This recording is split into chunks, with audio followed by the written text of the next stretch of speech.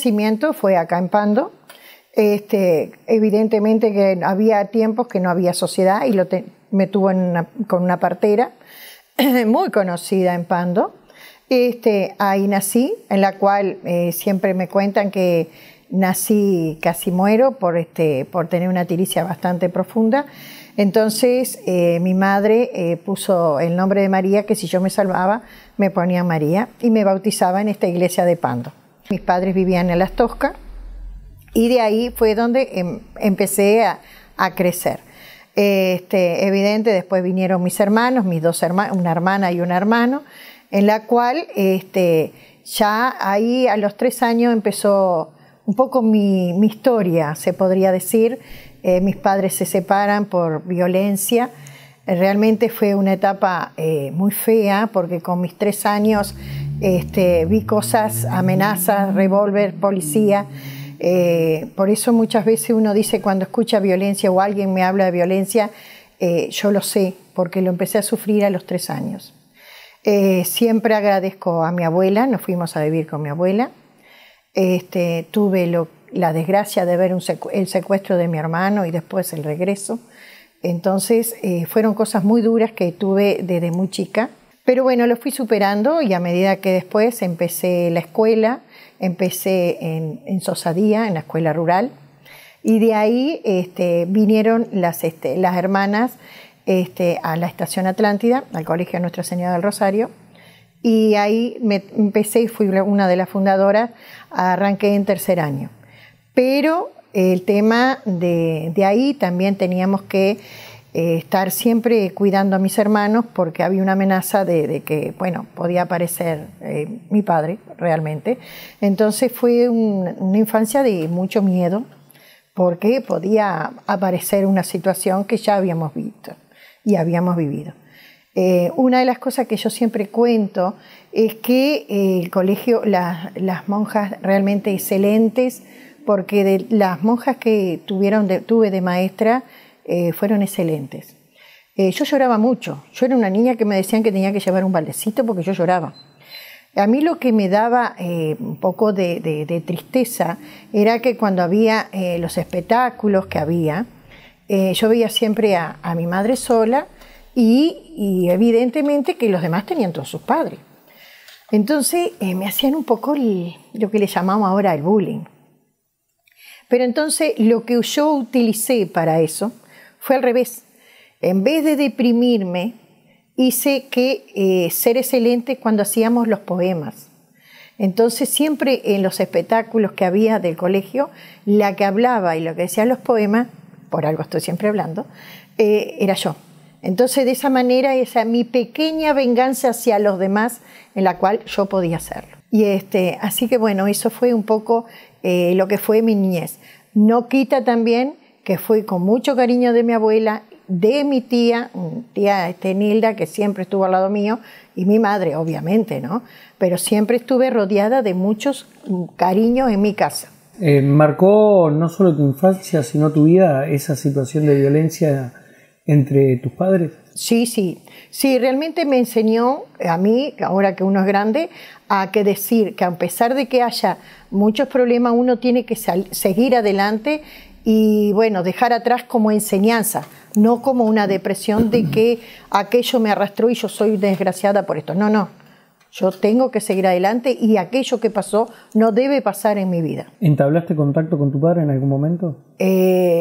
No. De lejos lo conocía, los veíamos, pero no tenían prohibido el acercamiento, teníamos prohibido. A los 15 años, cuando lo encuentran que falleció, vino familiar, la hermana de él, y dijo si queríamos verlo, y yo personalmente dije que no.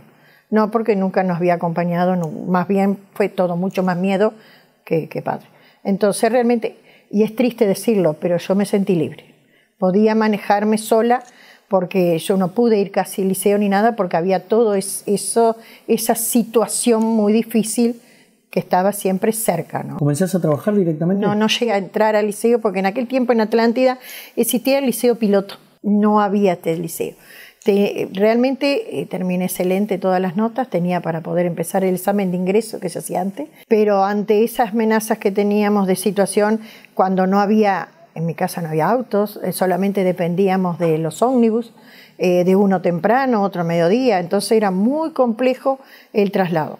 Y ante eso, evidentemente, que había que tomar una decisión y bueno, así fue. ¿Y empezás a trabajar entonces directamente? Sí, me mandaron a estudiar corte y confección, que era lo más clásico de las chicas. Y ahí arranqué cosiendo hacia afuera, porque primero que me gusta la ropa y segundo que usé una técnica muy diferente. Mi abuela tenía muchísimas telas guardadas, nos hacíamos muchísima ropa, pero también me gustaba crear. Por ejemplo, de trajes viejos de los padres, las chicas querían hacer algo y entonces yo me ingeniaba a sacarle el pantalón y los Spencer para que al menos pudieran ir a los bailes cambiando. Entonces renovaba la ropa y eso es lo que toda mi vida me gustó. En aquel tiempo que no había luz, nosotros teníamos un grupo electrógeno, pero como nos quedábamos hasta la tarde a coser, usábamos la dichosa lámpara Aladino. En la que nos iluminaba muchísimo para poder coser mucho mejor. Y bueno, así fue, empezó de a poquito a tener mi clientela. Y bueno, eso es más o menos lo que fui haciendo.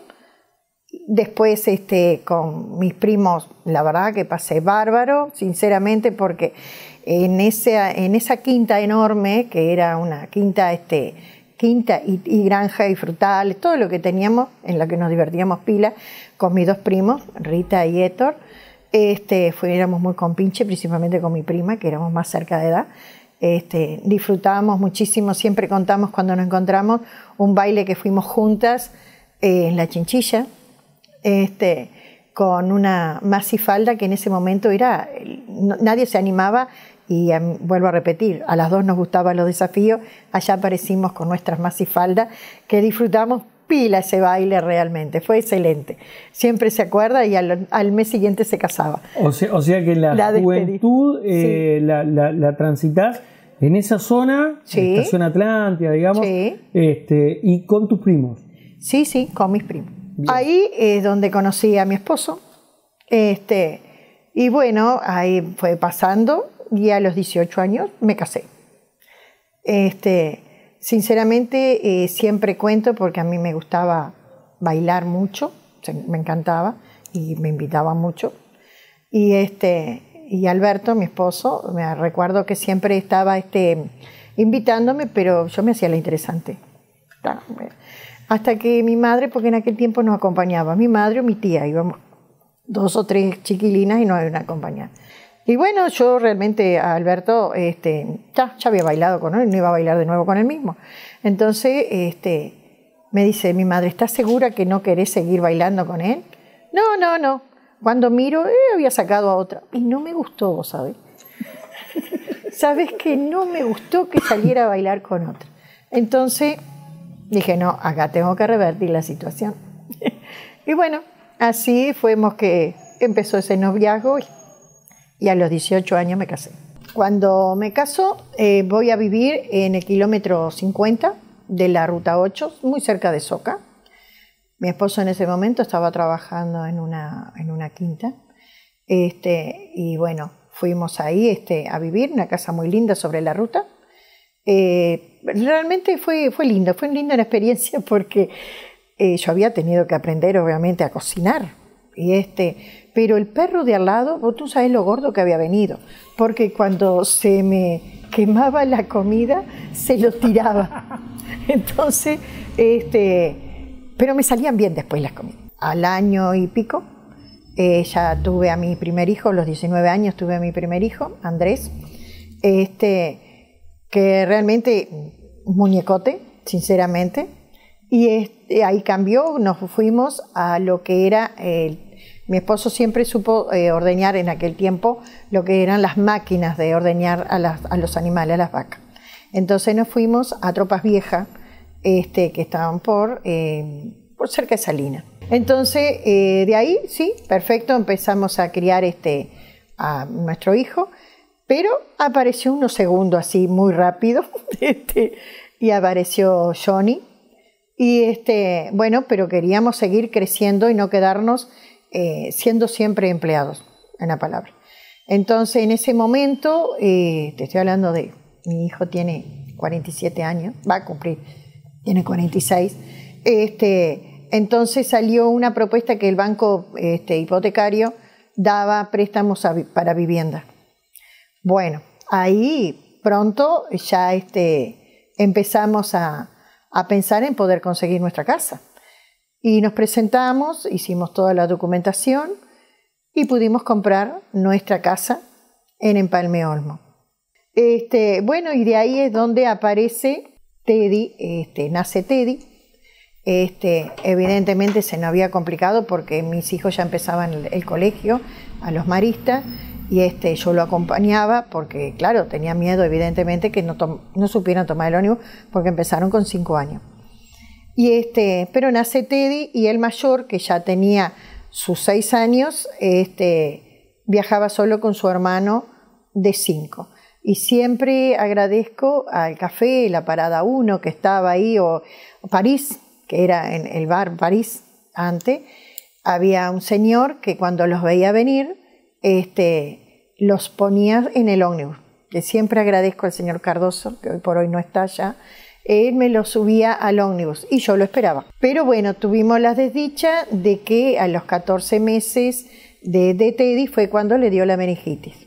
¿Está? Y ahí hay un quiebre en tu vida. Sí. Pero sí, contame sí. Qué fue lo que pasó con Teddy. Bueno, Teddy le dio una meningitis supurada, en la cual lo atendí en el hospital en ese momento. Me dijeron que no era nada. Llegué a mi casa de nuevo en Empalme y gracias que estaba Grenca, que me lo trasladaron al hospital y del hospital al Pere Rosell, en la cual tenía un mal convulsivo y no sabían si se salvaba.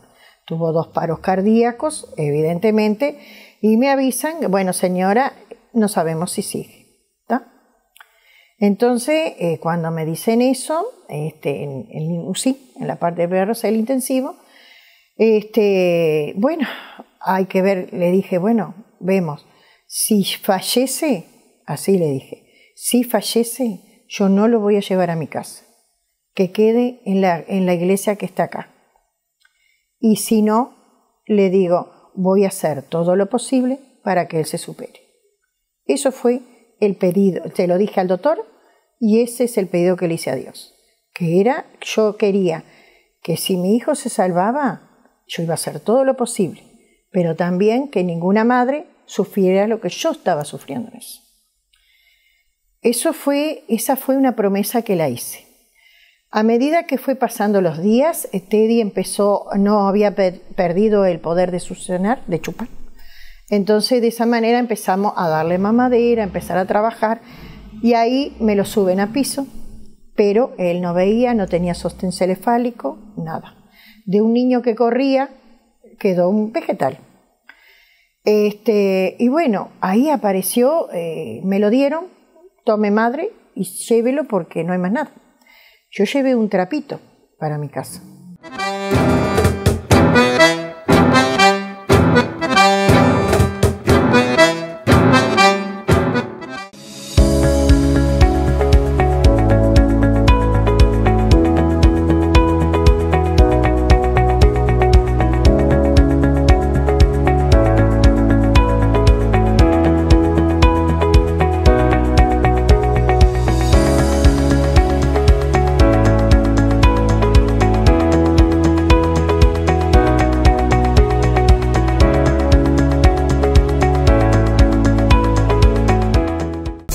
Supermercado de Carnes 20 años limitada.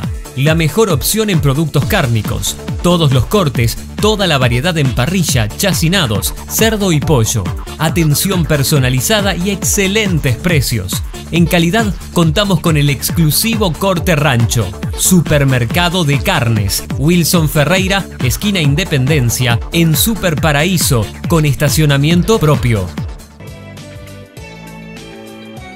TAM Logística Integral te ofrece en la ciudad de Pando los más amplios depósitos adecuados a tus necesidades. TAM Logística Integral, ruta 8, kilómetro 31-800, teléfono 2292-0484, www.tamp.com.uy.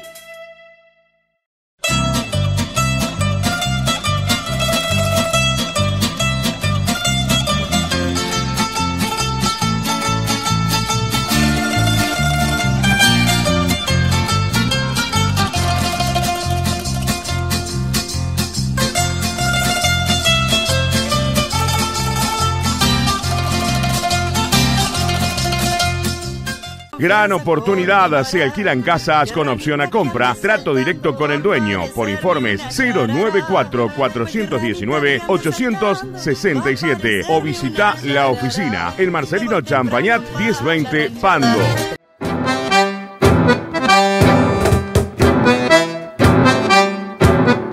Y ahí arrancamos a trabajar con el padre y los hermanos.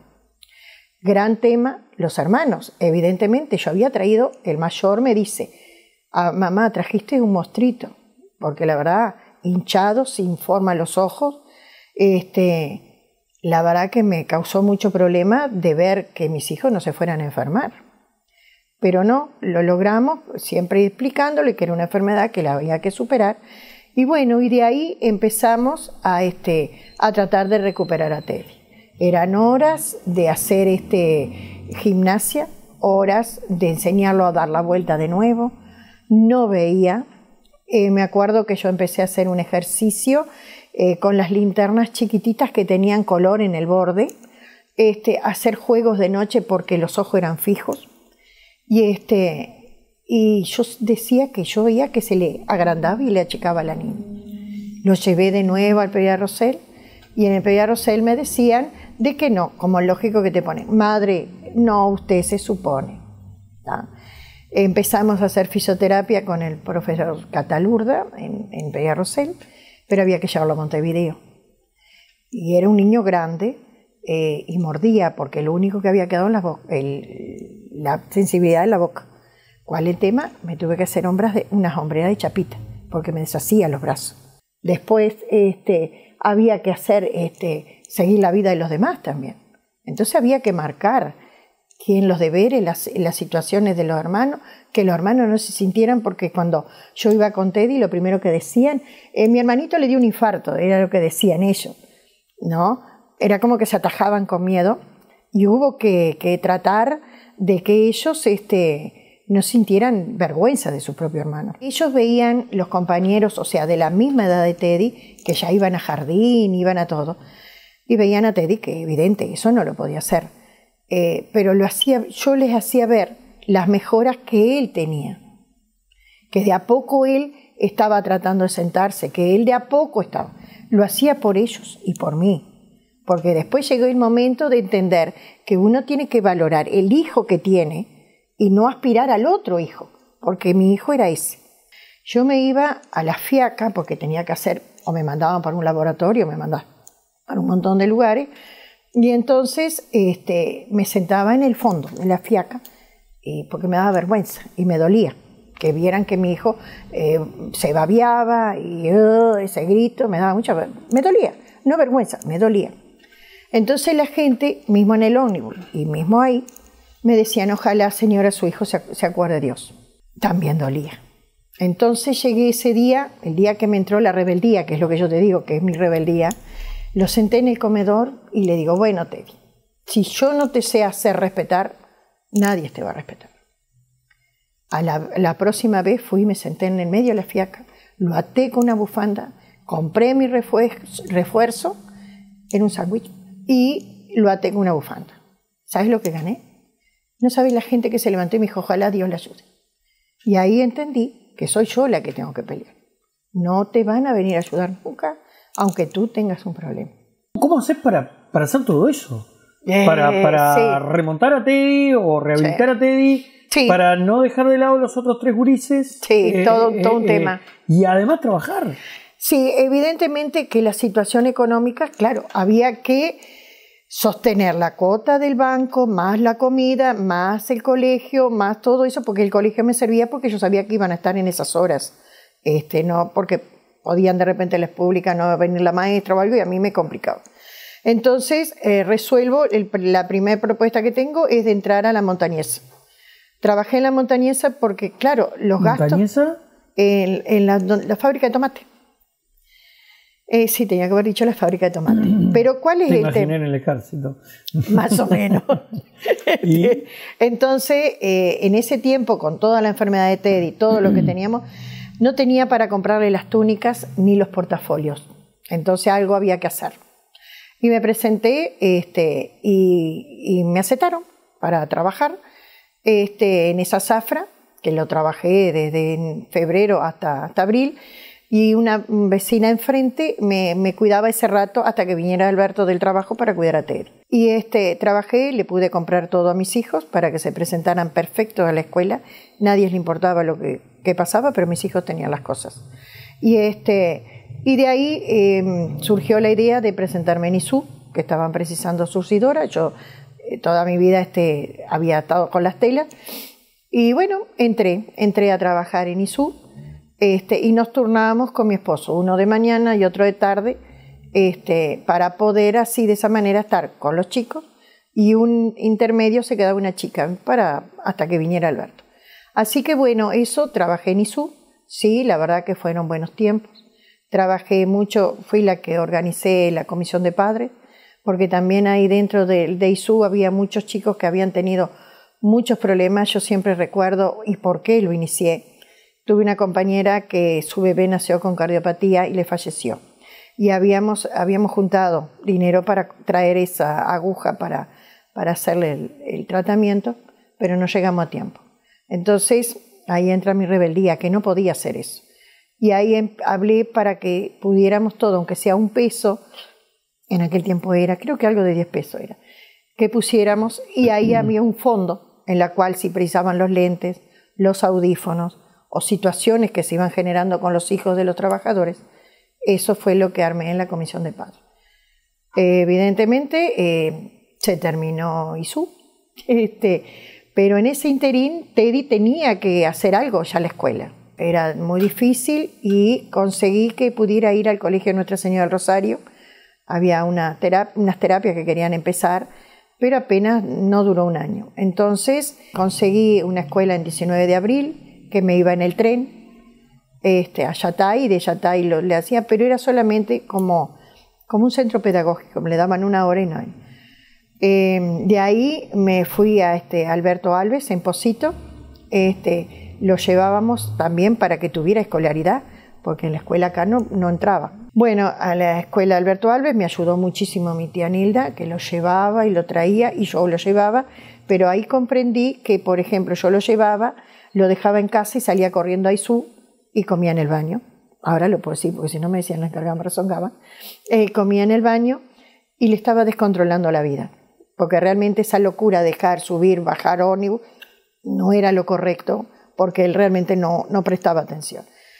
Y bueno, después hizo mucha terapia con Amparo Viera, que a ella sí le agradezco la vida, porque fue por base de Amparo, fue como empezó a caminar, a moverse. ¿Él seguía inmóvil? No, esa es una de las partes que me pasó. A los 18 meses, vamos a empezar, el 4 de agosto le dio el ataque de meningitis. Me lo dieron. En septiembre empezamos a hacer fisioterapia. Tanto le exigí con las piernas que moviera, que me acuerdo que le puse un andador un andador común con bolsas de arena para que él hiciera fuerza en las piernas. Después le rompí una silla de esterilla que tenía mi abuela, con una tira en el medio para que él hiciera movimiento en las piernas. Luego nos separaba. En los corralitos que eran de red, lo enseñé a pararse le encantaba el dulce de leche, de dulce membrillo. Y entonces le iba poniendo más lejos, hasta que aprendió a pararse. Y la vista no seguía bien, seguía sin verlo. En ese año siguiente, cuando vino Reyes, mi madre le regaló un muñeco con collar rojo. Entonces él agarra ese muñeco y se lo pone contra los ojos y visquea. Ahí supe que veía. Yo lo llevé a la doctora Fajardo en el Pediatra Rosell y le dije, doctora, él ve y él camina. Nadie me creía. Teddy caminaba como el muñeco que le das cuerdas, se llevaba todo por delante, pero chueco caminaba. A los 18 meses volvió a caminar. Y cuando la doctora Fajardo ve que lo siento en la camilla y le pongo el muñeco, pensó que yo ya estaba mal de la cabeza total. Y Teddy no hacía nada. Entonces me senté y le digo, bueno, Teddy, vos tenés que demostrar lo que me demostraste. y vamos a pelear juntos. Teddy agarró el muñeco y se lo puso delante de los ojos. Y la doctora se sentó y dijo, no puedo creer lo que estoy viendo. ¿Sabes? Le mandó ejercicios. ¿Sabes cuáles eran los ejercicios? Lo que yo le estaba haciendo hacía tiempo. La linternita con colores para que de noche vieran.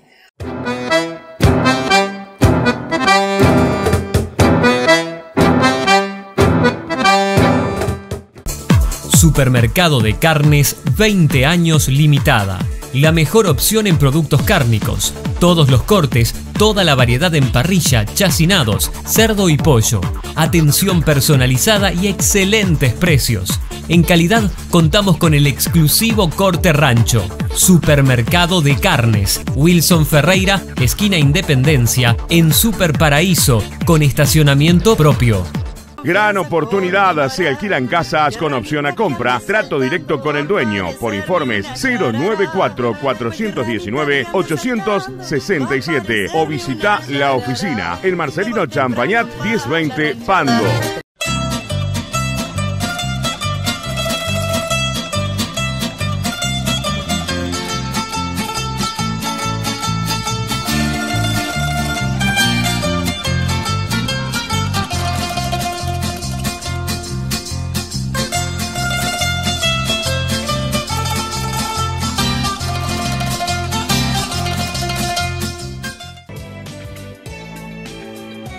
TAM Logística Integral te ofrece en la ciudad de Pando los más amplios depósitos adecuados a tus necesidades. TAM Logística Integral, Ruta 8, kilómetro 31-800, teléfono 2292-0484, www.tamp.com.uy.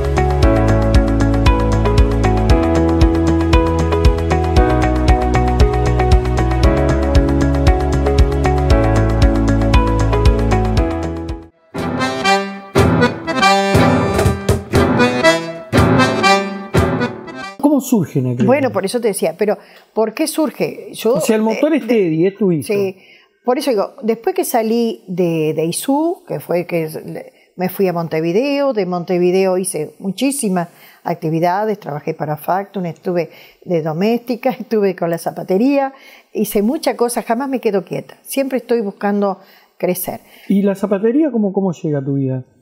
Bueno, la zapatería yo había terminado de trabajar en Dancotés, porque Dancotés en ese tiempo las textiles quedaban también todas muertas, y yo buscaba trabajo.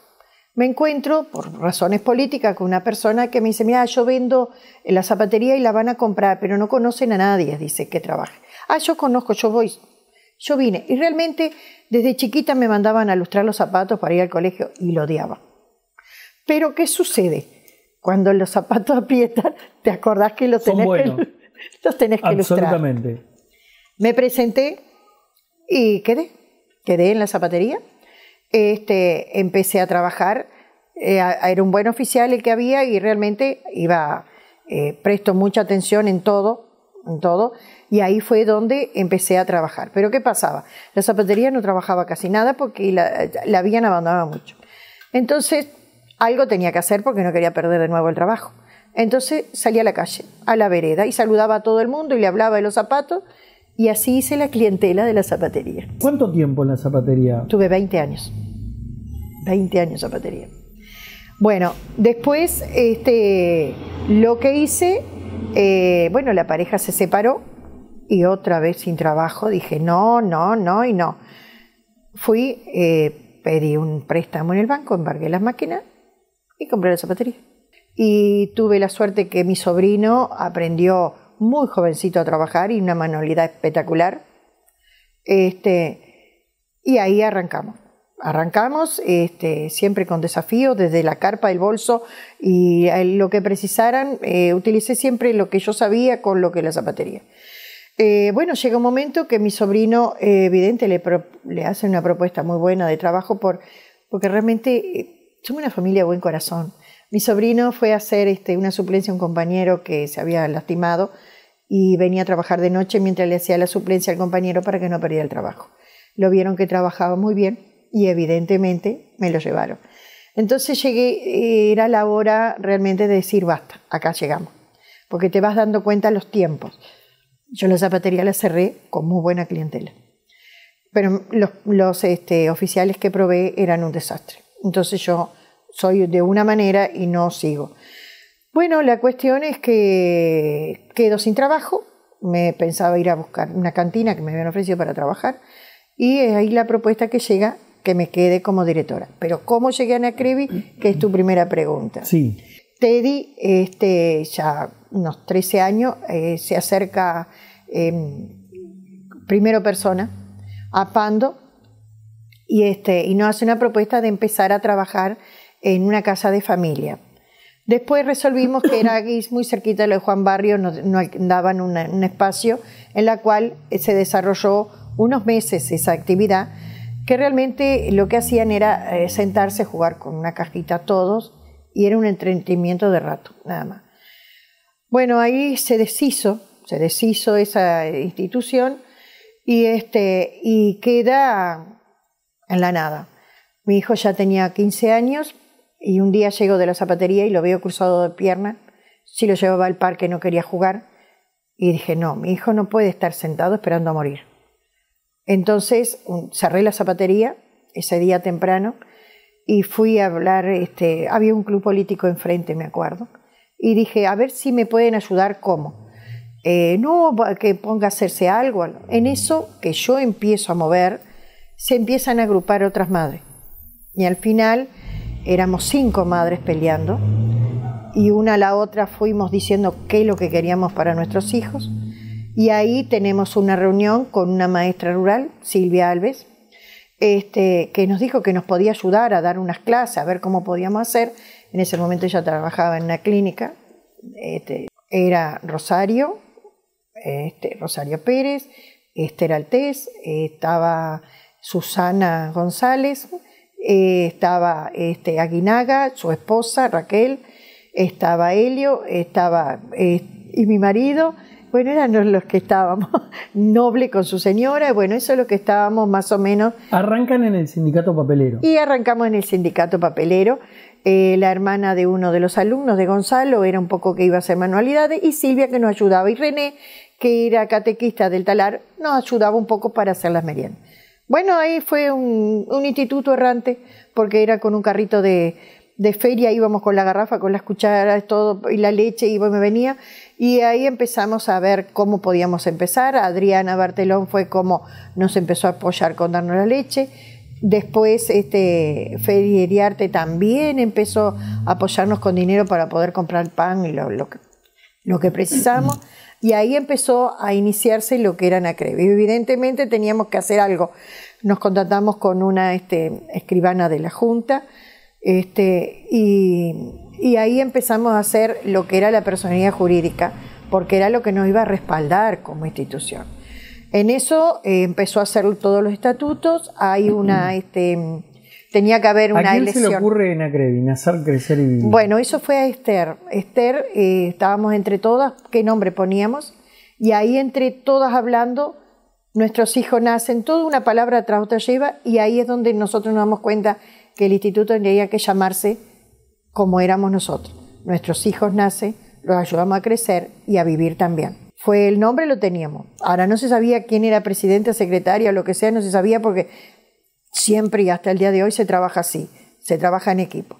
Cuando la escribana Beite hace hacer todos los nombres de los integrantes, para hacer quién era presidenta, secretaria y todo, el de presidente sale mi nombre.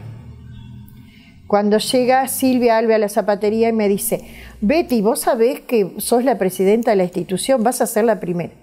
Yo le dije, ay no, si yo no sé. Cuando yo acabo de decir eso, fue tan fuerte el fogonazo que tuve en mi cabeza de cuando yo estuve en el hospital. Yo había prometido que iba a cuidar a mi hijo y no quería que ninguna madre más sufriera lo que yo había sufrido. Y ahí entendí que yo tengo una misión. Y bueno, fuimos creciendo de a poquito, fuimos viendo a medida de las necesidades que iban apareciendo, en la institución, las limitaciones que teníamos que tener evidentemente un espacio físico para desarrollar más a los chicos, que tuvieran sentimiento de pertenencia, porque el sindicato nos ayudó muchísimo, pero ellos no podían tener carteleras ni nada.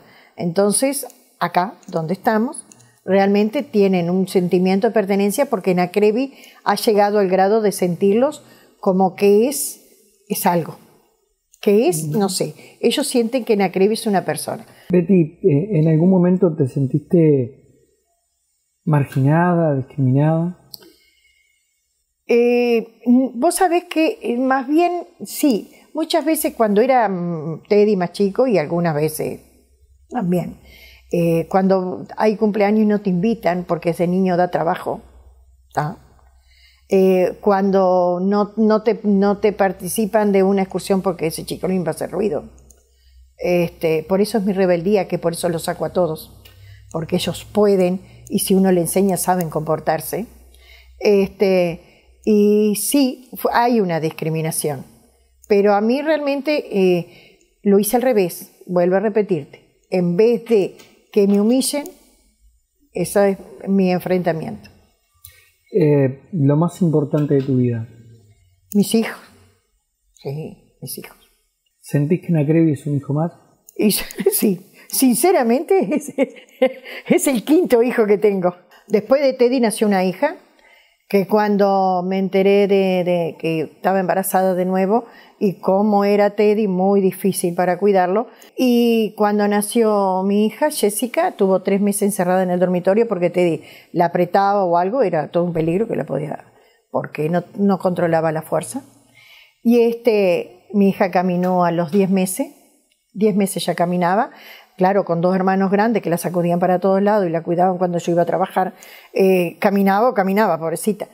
Y cuando yo digo, las cosas en la vida te las hacen bien, porque cuando yo decía que iba a pasar tener una hija, me pensé que era un horror, pero Dios me la mandó justo. ¿Por qué? Porque a medida que mi hija iba creciendo y hablando y moviéndose, el hermano fue mejorando, porque imitaba a su hermana en todo, y eso fue algo impresionante, cómo desde el nacimiento de la hermana hasta el día de hoy, la hermana para él es adoración tiene. Siendo chiquita se arrodillaba al lado de la cuna a mirarla.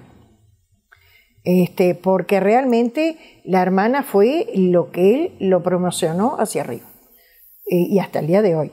Y sus hermanos son sus amores. Impresionante. Él adora a su hermano y los hermanos igual. ¿Aquella promesa que hiciste se cumplió? Sí, me gustaría que pudiera seguir todo esto y que no uno cuando no esté, que al menos alguien lo continúe. ¿Cuál es el mensaje para una madre que le toca lidiar con algo así?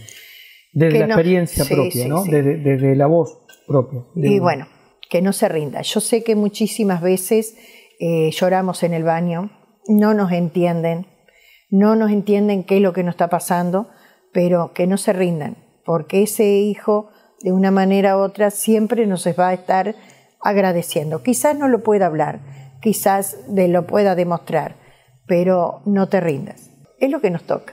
Y de esa manera, como yo siempre digo, si no lo hubiera pasado adelante de alguna otra persona, yo no la podría decir, te entiendo, o sí podés hacer tal cosa, porque yo sí lo pasé. Aquella madre que ha sufrido, vos la mirás y sabés lo que está diciendo y lo que está sintiendo porque vos también lo sentiste. O porque aquel niño te llora porque papá o mamá me pega o pasé algo, yo sé lo que estás sintiendo.